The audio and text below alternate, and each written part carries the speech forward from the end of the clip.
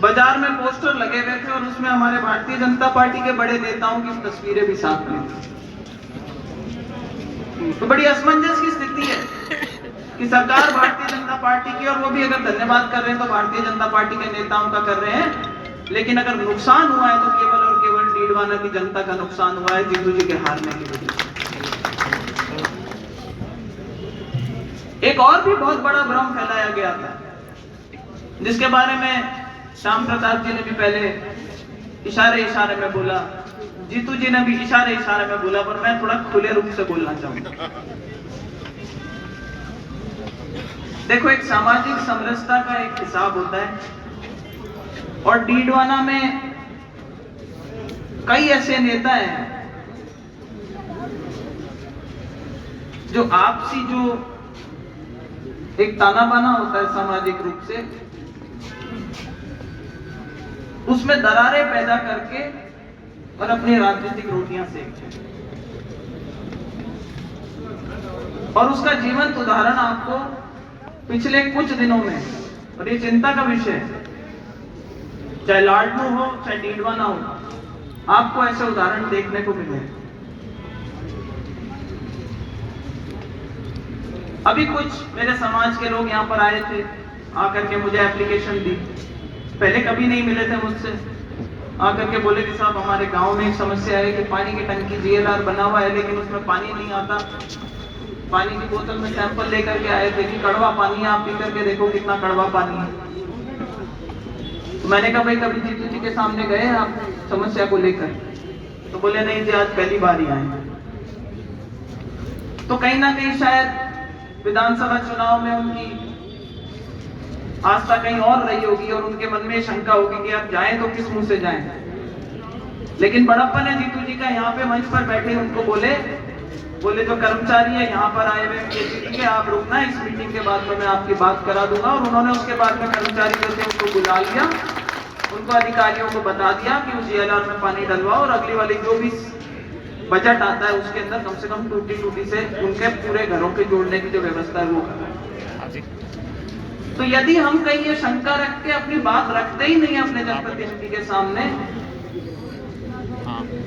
कि भाई हमारे समाज वालों ने इनको वोट नहीं दिया था या इनके समाज वालों ने हमारे को वोट नहीं दिया था, तो ये कहीं ना कहीं अपन एक वैक्यूम छोड़ते हैं जिसका फायदा हमारे परले खेमे के लोग सिर्फ हमें बांटने के लिए, बांसा में एक मूर्ति लगने का मुद्दा।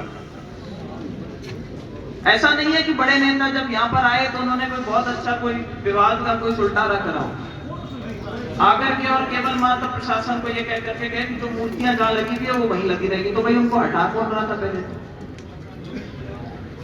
लाडनू में गए, लाशों पे राजनीति करने का उनका पुराना इतिहास है। न्यायिक प्रक्रिया जो थी उसके हिसाब से SP ने वहां पर संज्ञान ले लिया था। SHO के खिलाफ जब तक उनकी जांच हो रही थी उनको वहां से हटा दिया गया था, जो जांच थी उसको बदला दिया गया था। मांगने के लिए कुछ नहीं बचा था, लेकिन फिर भी 4-6 समाज के ऐसे उत्पाती बालक होते हैं जो तरंग में आकर के नेताजी को बुला लेते हैं, नेताजी आओ सही माने न्याय दिलाओ। अब नेताजी के ढाड़िया क्या, वो नागौर खिंसर साइड से तो उठती नहीं है, तो देख रहे नया मैदान ढूंढना पड़ेगा। तो लग रहा है यहाँ सुना है, गोचर है, बड़ा गोचर है, आकर के चर्चा हो। तो डीडवाना में पिछले कुछ दिनों में 2-3 चक्कर काट लिए, लाडनू में चले गए, हाथ तो कुछ नहीं आया, लेकिन जनता को बांटने का वो काम करेंगे और इस बात के लिए मैं आप लोगों को आगाह करना चाहता हूँ। और आज इस मंच के माध्यम से मैं आपको विश्वास दिलाना चाहती हूँ, विशेष तौर से मेरे समाज के लोगों को ये विश्वास दिलाना चाहती हूँ कि मैंने जब किसी भी बात को लेकर के जीतू जी के पास में फोन कराया, किसी डिजायर के लिए इनको बोला है, इन्होंने एक फोन के ऊपर वो काम करने का प्रयास किया है, वो डिजायर लिख करके दी है। अगर किसी की सिफारिश करिए तो सिफारिश को आगे तक पहुंचाए। अगर अपन मन में शंका रख के इनके पास जाए ही नहीं, काम के लिए बोले ही नहीं, तो भाई ये कमी अपनी है, जितेंद्र जोधा की कमी नहीं। तो जो ये सामाजिक ताना बाना इसको बनाए रखना बहुत जरूरी है। देखिए, डीडवाना वो नगरी है, चाहे वीरता की बात हो, पराक्रम की बात हो, खेती की बात हो, ये धरती, यहाँ के नेता, यहाँ के सामाजिक लोग हर दृष्टिकोण से आगे रहे। और एक समय था शायद जब सामंतवादी ताकतों की लड़ाइयां आपस में लड़ती थी, लेकिन वो आपके और हमारे जमाने की लड़ाई नहीं। कुछ पुराने भाव होंगे, मैं मना नहीं करती, लेकिन आज समय उन भावों को कुरेदने का नहीं, उन भावों को भरने का समय है। हुआ होगा यहाँ पे डाबरा कांड भी हुआ होगा, लेकिन उसके बाद में नाथुराम मिर्धा और स्वर्गीय कल्याण सिंह कालवी ने भी एक पहल करी थी, जहां दो समाजों को जोड़ने का प्रयास किया। अगर हमें शिक्षा प्रेरणा लेनी है तो हमें उससे शुरुआत करनी है, पिछली बातों से नहीं। तो इस चीज का जरूर ध्यान रखें कि कौन हमें बांट करके अपनी राजनीतिक रोटियां सेकना चाहता है, क्योंकि अब ये कोई राजनीतिक सामाजिक रूप से राजनीति नहीं करते, अब गणित बन गई। जाट समाज के इतने लोग हैं, इतने वोट मेरे आ जाएंगे, एससी समाज के इतने लोग हैं, ये मेरे को दे देंगे, माइनॉरिटी के इतने वोट हैं, ये बीजेपी को वोट नहीं देते, ये राजपूत संप्रदाय से आते हैं, इनके वोट इतने नहीं बटेंगे, खाती बढ़िया ब्राह्मण है, ये परंपरागत बीजेपी के वोट है। ये गणितें नहीं चलती।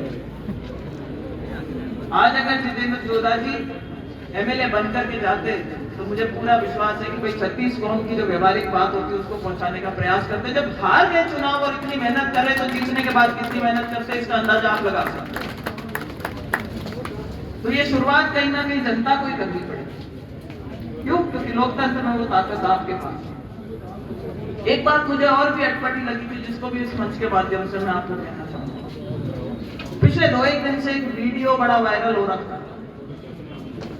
वीडियो में हमारी पार्टी के एक बड़े नेता बैठे थे और एक बुजुर्ग व्यक्ति ने आकर के, शायद होली का स्नेह मिलन का कार्यक्रम होगा, मुझे नहीं पता कहाँ का कार्यक्रम, और उन्होंने आकर के अपना पोते ऐसे खोल करके सम्मान स्वरूप उनके सामने रखा। मैं नहीं कहती कि उन्होंने जबरदस्ती रखवाया, लेकिन मैं जनता को भी ये बताना चाहती हूँ कि जमाना बदल गया।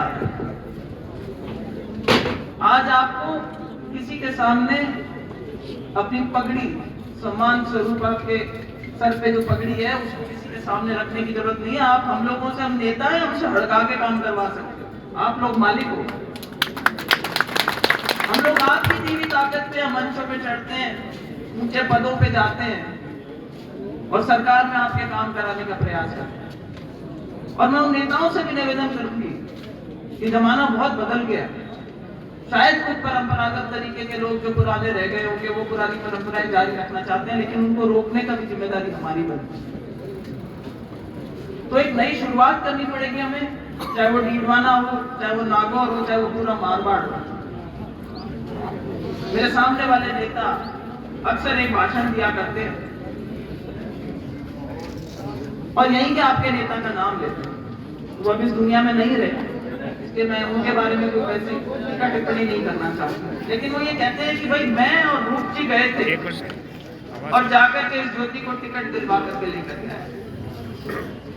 मैं तो नेताजी थके है कि टापर अभी की सोगन खा जाओ, अगर आप बात सच्ची है। अरे भाई झूठी खाई जो मत, क्यों?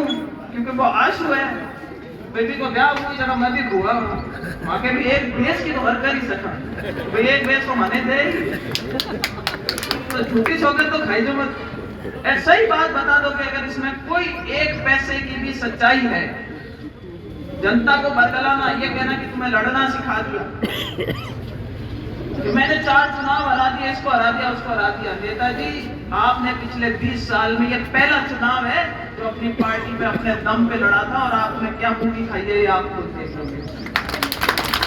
इससे पिछला जब आखिरी चुनाव आपने लड़ा था, निर्दलीय लड़े थे और आपकी जमानत जब्त हुई, सियाड़ चौधरी साहब उस समय चुनाव जीते, और उसके बाद से इतिहास गवाह है कि आपने कोई भी चुनाव लड़ा है तो अकेले नहीं लड़ा है, किसी ना किसी के कंधों पे बैठ के सवारी करके। और आज भी अगर आप दम भरते हो कि संसद में मैं पहुंच गया, मैंने पार्टी बना दी, और इतने कुंठित हुए थे कि जब चुनाव हारी थी उनकी घरवाली, तो जाकर के भाषण दिया था, आप लोगों ने सुना होगा। ये सब फालतू की बकवास है। दोरा की धरती, मीरा की धरती, ये सूरा की धरती, कमजोर आदमी है सकला रास्ता। सुना था कि नहीं सुना था वो भाषण? कि एक चुनाव आपको हरा दिया तो आपने पूरे राजस्थान की वीरता के ऊपर एक प्रश्न चिन्ह लगा दिया। हमारी पूरी संस्कृति पर प्रश्न चिन्ह लगा दिया। आज उनको जिम्मेदारी देके भेजा। शायद आप में से भी कई लोगों ने उनका सहयोग किया होगा जब वो भारतीय जनता पार्टी के गठबंधन के उम्मीदवार बन करके आए, करा होगा कई लोगों ने।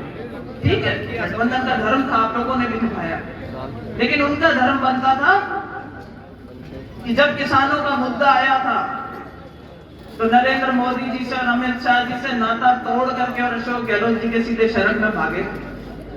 जिम्मेदारी बनती थी किसानों की बात समझाए प्रधानमंत्री को कि अगर कुछ गलत भी हो रहा है तो साहब मैं वकालत करने आया हूं, मुझे जिता करके नागौर की जनता ने भेजा है और मैं आपके सामने किसानों की बात रखना चाहता हूं।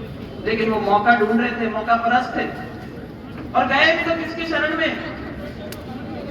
एक ऐसे इंसान की शरण में जिसको मुझे इस मंच के माध्यम से कहते हुए बिल्कुल शर्म नहीं आती कि अगर मेरे समाज का अगर राजनीति में कोई दुश्मन रहा है तो सबसे बड़ा दुश्मन अशोक गहलोत है। अगर आपके यहाँ के नेता जो आपके विधानसभा में यहाँ पर थे, अगर उन्होंने किसी की मदद करी तो एक ऐसे आदमी की करी है जो समाज का सबसे बड़ा दुश्मन था। अगर पद पाने का काम किया होता तो ज्योति मिर्धा कोई चीज नहीं है, बहुत बड़ा समाज है मेरा, बहुत बड़े बड़े नेता पनप सकते थे, लेकिन परिवार के परिवार, खानदान के खानदान पीछे पड़ करके अपने राजनीतिक फायदे के लिए अगर किसी ने नुकसान किया है वो कांग्रेस पार्टी ने किया है। और इसीलिए मैं आज आह्वान करती हूँ इस पार्टीबाजी के चक्कर में ना पड़ के ज्यादा से ज्यादा समाज के लोगों को जोड़ने का प्रयास करने का मेरी पहल मैं करना चाहती हूँ कि भाई समाज के लोगों आकर के जुड़ो। ज्योति मिर्धा नहीं पसंद होगी, कोई और नेता समाज का पसंद हो, अपने लोगों को खड़ा रखो, 36 गांव में अच्छे नेता पैदा करो ताकि आप लोगों की जो बात है वो ऊपर तक नेताओं में पहुंचाई जा सके और सरकारी योजनाओं का ज्यादा से ज्यादा लाभ जो है वो हम लोगों को मिल सके। यही बात मैं आप लोगों के बीच में एक संदेश के रूप में देना चाहती हूँ। क्यों? क्योंकि जनता ढीलवाना ही बहुत मजबूत है और आप लोग जब फैसला करते हैं तो उस फैसले के नतीजे बहुत दूर तक देखने को मिलते। तो आज हम ये प्रण लेकर के जाएंगे और मैं एक विश्वास और दिलाती हूँ कि जीतू जी आपको जहां कहीं ढीलवाना की जनता के लिए या समाज के लिए जरूरत पड़ेगी, ज्योति मिर्धा आपके लिए खड़ी रहेगी। इस बात का आपको विश्वास है। मेरे पास कोई व्यक्ति आता है, मैं हमेशा कहती हूँ जीतू जी से एक बार लिखवा करके लेकर, क्योंकि लोग कई बार सोचते हैं कि भाई आपस में फूट होगी, शायद ज्योति की और जीतू जी की बनती नहीं होगी, लेकिन एक नई सोच के साथ में हम लोग राजनीति करने के लिए आप लोगों के बीच में आए। मैंने पार्टी अभी कुछ टाइम पहले ज्वाइन करी, आज संगठन हमारा नया बना है, जिले में हमारे दोनों जिलाध्यक्ष हैं। सरकार आदरणीय मुख्यमंत्री बनवारीलाल जी दिन रात मेहनत करके कोशिश कर रहे हैं भाई इस तरीके का बजट अमूमन आखिरी साल में चुनाव होते हैं तब देती है सरकार। अगर वो पहले साल में इतना अच्छा बजट दे रहे हैं, दूसरे साल में इतना अच्छा बजट दे रहे हैं, तो उनकी भावनाओं की भी कदर करनी चाहिए हमें और अपनी तरफ से पूरा सहयोग करना चाहिए।